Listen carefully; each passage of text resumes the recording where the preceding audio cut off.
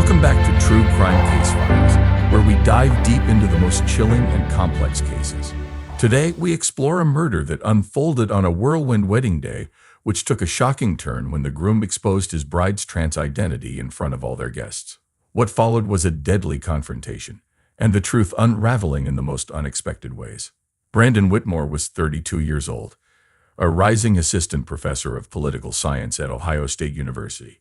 He was known for his confidence and charisma, both in the classroom and at social gatherings. But while his professional life was thriving, his personal life had always been more complicated.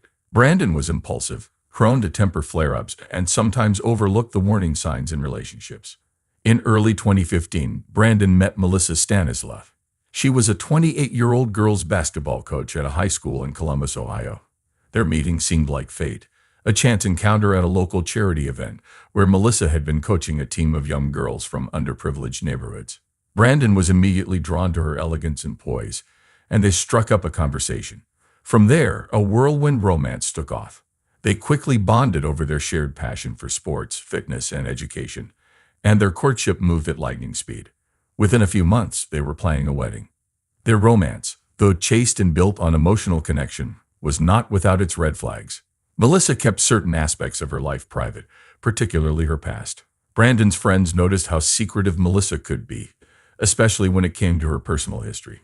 For example, she outright refused to let Brandon see any of her childhood photos. But Brandon brushed off these concerns. He was swept up in the idea of marriage and building a future with a beautiful woman who seemed perfect on the surface. Friends and family expressed doubts about Melissa's reluctance to open up about certain topics, such as her childhood, but Brandon dismissed these concerns, convinced that love would overcome any obstacles. The couple began planning a grand wedding for late June 2015 to be held at a historic church in downtown Columbus. Guests from across Ohio, including Brandon's colleagues from Ohio State, were invited.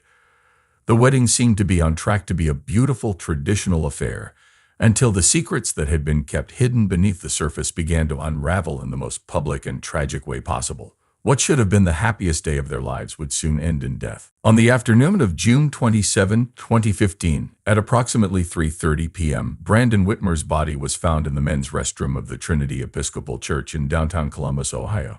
The church had just hosted Brandon and Melissa's wedding ceremony only a few hours earlier.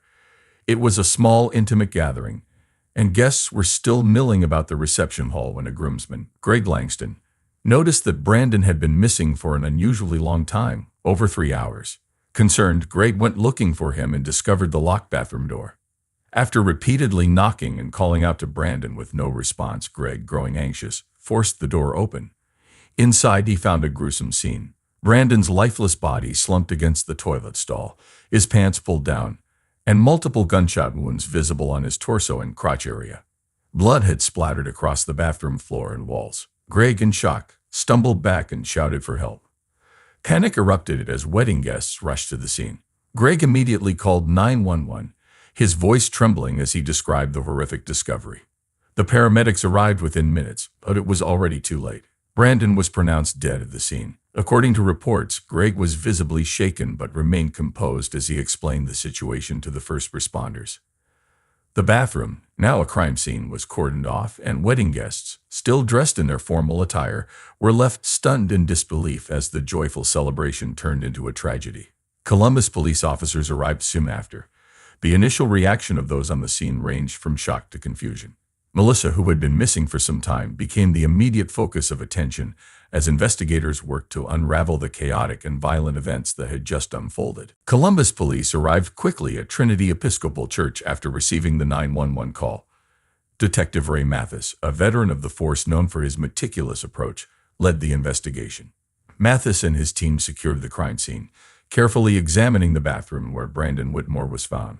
Blood spattered the walls and floor, and the position of Brandon's body, his pants down, multiple gunshot wounds on his chest and crotch, indicated a violent struggle had taken place. Brandon had also sustained defensive wounds on his arms, suggesting he had tried to fight off his attacker. The murder weapon, a small handgun, was later discovered in a trash can just outside the church. It had been hastily discarded and wiped clean of fingerprints.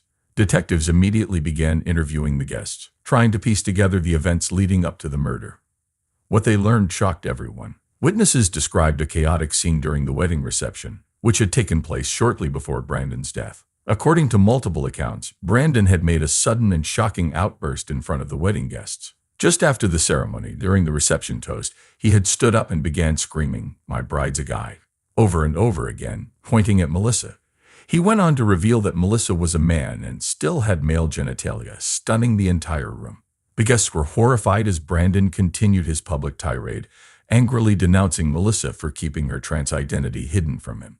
Witnesses described how Melissa had run out of the reception hall in tears, humiliated and devastated by Brandon's cruel revelation. The wedding party had been thrown into chaos, with guests unsure how to respond to the shocking information. Some had tried to console Brandon, while others rushed after Melissa. The outburst provided a clear motive: humiliation, betrayal, and anger. The police immediately shifted their focus to Melissa, who had disappeared from the church after the incident. Detective Mathis and his team began searching for Melissa, aware that she was the last person seen with Brandon before his death. As the investigation continued, the police focused on gathering more information about the couple's relationship, the wedding itself, and the explosive confrontation that had led to such a deadly conclusion. Melissa Whitmore Stanislav, 28, became the prime suspect almost immediately after Brandon's death. Melissa had fled the wedding reception following Brandon's shocking public outburst, leaving behind a devastated crowd. Friends and family described Melissa as usually poised and elegant, but in recent months, she had become increasingly stressed, trying to keep a major part of her identity hidden from Brandon: the fact that she was transgender. Born Nell Stanislav, Melissa had known she was trans since her teenage years, but she never told Brandon. She feared that revealing the truth would lead to rejection and ruin the life she had built. During their whirlwind romance, Melissa had managed to keep her secret. The couple's relationship was quick and intense, and Melissa was cautious about physical intimacy, often explaining her reluctance by saying she wanted to wait to have sex until they were married. Brandon, though frustrated, accepted her reasons, eager to make their relationship work. However, this delicate balance came crashing down in the days leading up to their wedding. According to investigators, just 2 days before the wedding, Brandon accidentally walked in on Melissa while she was changing. Melissa had been in the bathroom of their shared apartment when Brandon entered, unexpectedly. In that brief, fateful moment, Brandon saw Melissa naked and realized that she had male genitalia. Shocked and furious, Brandon demanded an explanation. Melissa tried to explain her situation, but Brandon couldn't handle the truth. He stormed out, but the couple eventually made up, at least on the surface, just in time for the wedding. However, Brandon's anger festered beneath the surface. Melissa had long dreamed of undergoing gender reassignment surgery, but simply couldn't afford the procedure on her salary as a high school girls' basketball coach. The cost, combined with her fear of losing her job if her trans identity was discovered, weighed heavily on her. She worried that if the school found out, she'd be fired, and all her dreams would be crushed. Her fears were not unfounded. 2015 was a time of growing awareness for trans rights, but discrimination was still widespread, particularly in conservative communities like the one in which Melissa lived and worked. Brandon's accidental discovery put Melissa in an impossible situation, one that tragically spiraled out of control. When questioned by police, Melissa Whitmore Stanislav remained calm but was visibly shaken. Her eyes darted nervously as she sat across from the investigators, but she kept her composure, maintaining a soft-spoken, polite demeanor. Melissa firmly denied killing her husband, Brandon, but admitted that she had been terrified of what he might do after his shocking outburst at the reception. During her interview, Melissa admitted to police that she feared what Brandon might do after the wedding. "He wasn't the type to just let things go," she said. "I was scared he'd ruin my life. I could lose my job, everything I worked for." As a girls' basketball coach at a local high school, Melissa knew that if her trans identity became public, she could be fired. The financial and emotional toll would be devastating, especially since she couldn't afford the gender reassignment surgery to fully align her body with her identity. Despite her fears, Melissa denied any involvement in Brandon's murder. "I didn't kill him. I would never do that," she said, though her voice wavered slightly as the weight of the situation settled in. Police took note of her shaken state but remained skeptical as the investigation continued. Gina Stanislav, 54, Melissa's mother, was the second person the police turned to in their investigation. A sharp-tongued woman originally from San Francisco, Gina was known for her unconventional lifestyle and strong opinions. A tenured professor of Tibetan Buddhism at Ohio State University, she was no stranger to pushing societal boundaries. As detectives interviewed her, they quickly realized that Gina, much like her daughter, had her own complicated relationship with identity and gender norms.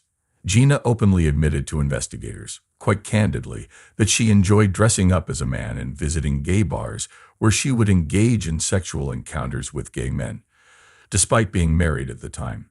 She saw it as a form of expression, telling the police, "I like to break gender binaries. It's freeing." Gina's frankness took the investigators by surprise. Despite her open attitude about gender and sexuality, Gina was fiercely protective of her daughter, Melissa. She had been complicit in helping Melissa keep her trans identity a secret from Brandon, believing that telling him would destroy her daughter's future. Gina admitted that she had urged Melissa not to disclose her gender identity, warning her about the potential fallout, not only with Brandon, but also with her job as a girls' basketball coach. "The world isn't kind to people like Melissa," Gina told investigators, "and I didn't want to see her lose everything." During her interrogation, Gina was defiant, angrily dismissing any suggestion that she had played a role in Brandon's murder. "I would never hurt anyone," she asserted, her voice rising. "What happened at that wedding was between my daughter and her husband. I had nothing to do with it." Despite her strong denial, the police couldn't ignore her strained relationship with Brandon, which had become apparent over time. Gina had never approved of how he treated Melissa, particularly during the wedding when he humiliated her in front of family and friends. Investigators sensed that Gina's anger toward Brandon might have fueled the motive for violence, even if she claimed otherwise. Gina's defiance and emotional volatility raised further suspicions among investigators. "You don't know the whole story," she snapped during one particularly tense moment. "Brandon was not who he appeared to be. He hurt my daughter, and I would do anything to protect her." This admission only deepened the officer's interest in her involvement in the case. Despite her insistence on innocence, Gina remained a key figure in the investigation, with her complicated relationship with both Melissa and Brandon continuing to raise red flags. On July 1, 2015, the investigation took a dramatic turn. It was a hot, humid afternoon in Columbus, Ohio, when detectives received new information that would change the direction of the case. A wedding guest had come forward, providing a critical lead that shed new light on the events leading up to Brandon Whitmer's murder.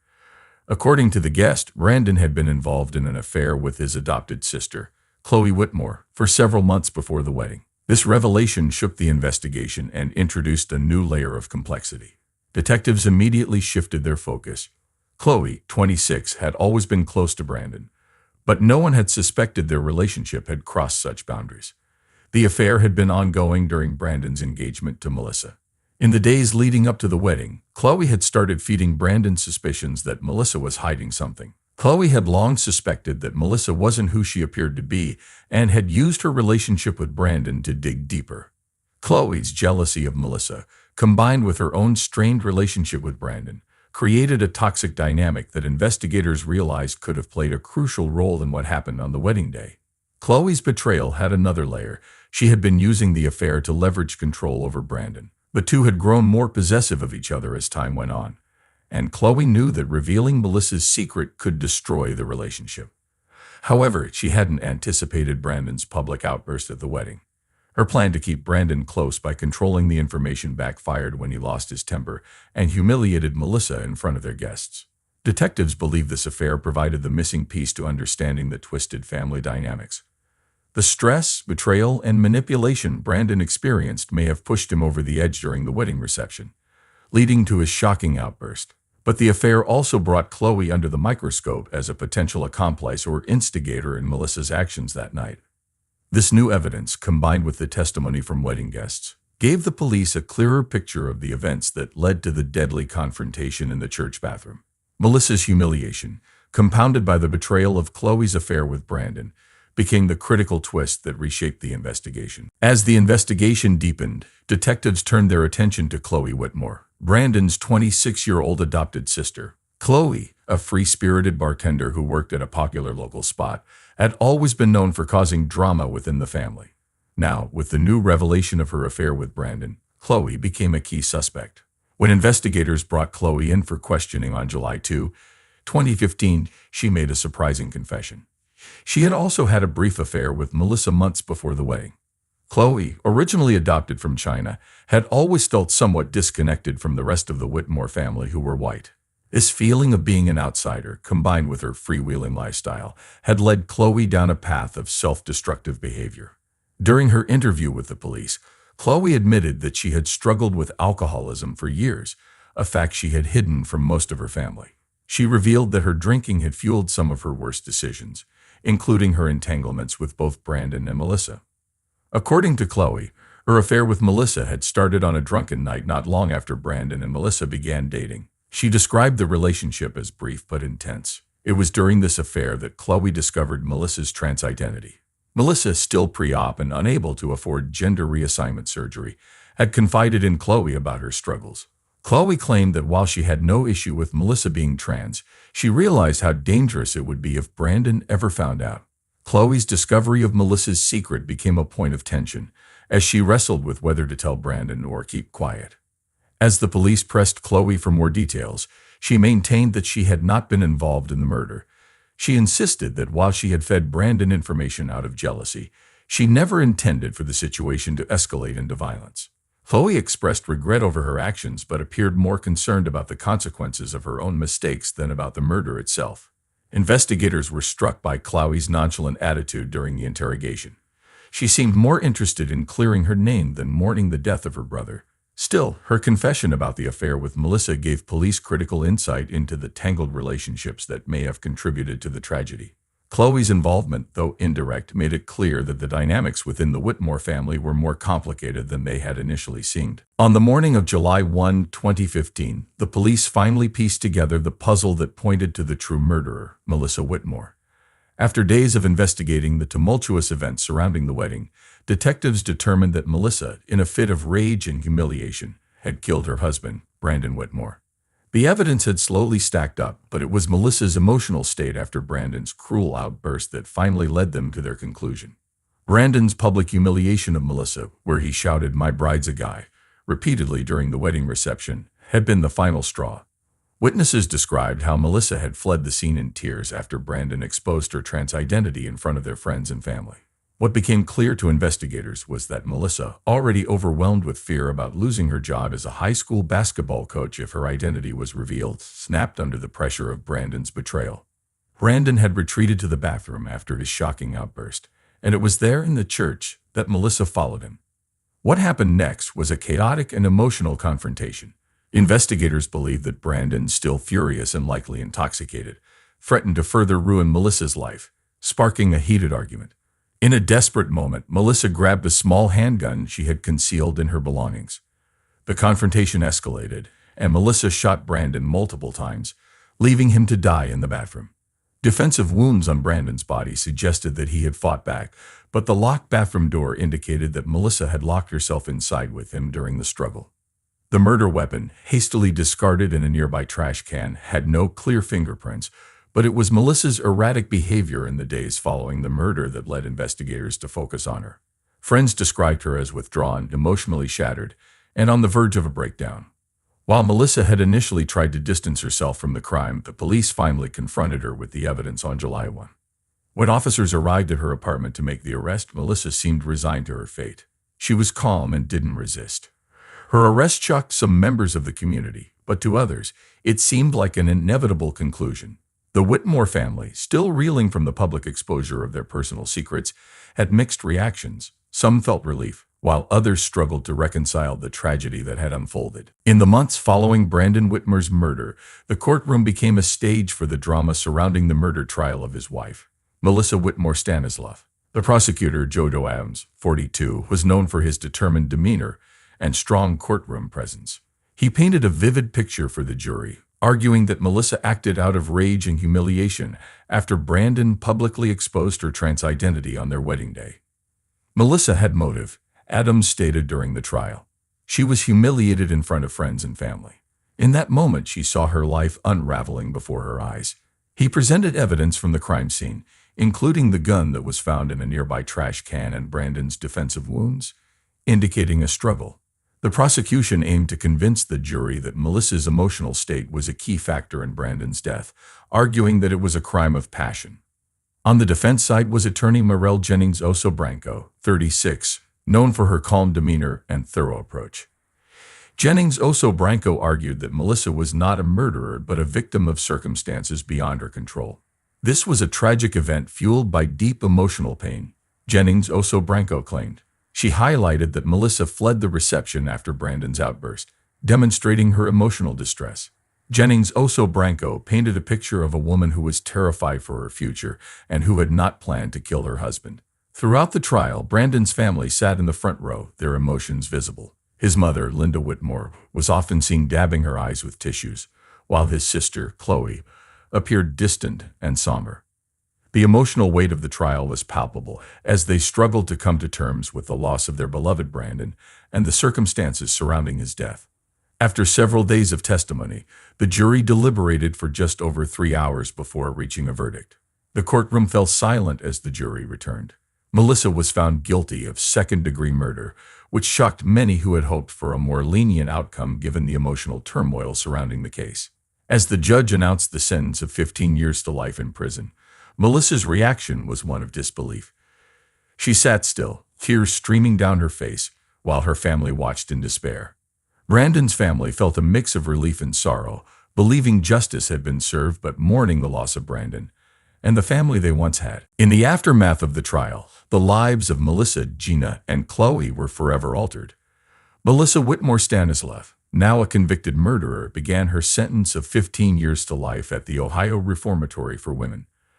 The media continued to cover her case in the months following her conviction, with some outlets, such as the Columbus Dispatch, highlighting her struggle as a transgender woman in the prison system. Melissa, who had never been able to afford gender reassignment surgery, faced the daily reality of her gender identity being at odds with her surroundings. Despite her legal team's efforts to advocate for better conditions, Melissa spent her days in relative isolation. Her once promising future, a life of love and acceptance she had hoped to build, had unraveled in the most tragic way. Gina Stanislav, Melissa's mother, returned to her job as a professor of Tibetan Buddhism at Ohio State University. Originally from San Francisco, Gina was known for her academic work and dedication to breaking down gender and societal norms, often speaking about her own experiences dressing as a man and engaging in relationships with gay men, despite being married. However, the trial put her under intense scrutiny, as police had suspected she might have been involved in Brandon's murder out of love and protection for her daughter after his public outburst. Although Gina angrily denied any involvement during her interrogation, her strained relationship with Brandon and her unconventional lifestyle left her with a permanent cloud of suspicion. Her academic reputation suffered, with some of her students and colleagues questioning her past and her role in Melissa's tumultuous life. Chloe Whitmore, Brandon's sister, admitted during the trial that she was an alcoholic and had had a brief affair with Melissa, which was how she learned of Melissa's trans identity. Chloe's revelation was a bombshell in the courtroom, adding another layer of complexity to an already tangled case. Following the trial, Chloe sought treatment for her alcoholism at a local rehab facility, and her recovery became a long and difficult journey. She withdrew from the public eye, choosing to focus on healing from both her addiction and the devastating loss of her brother. As the dust settled, the tragic events of June 2015 continued to haunt all three women, their lives forever changed by a moment of explosive violence and the secrets that had been exposed. The case of Brandon Whitmore's murder reveals the deep pain that secrets, betrayal, and public humiliation can bring. It's a reminder that sometimes the most beautiful celebrations can mask the darkest tragedies.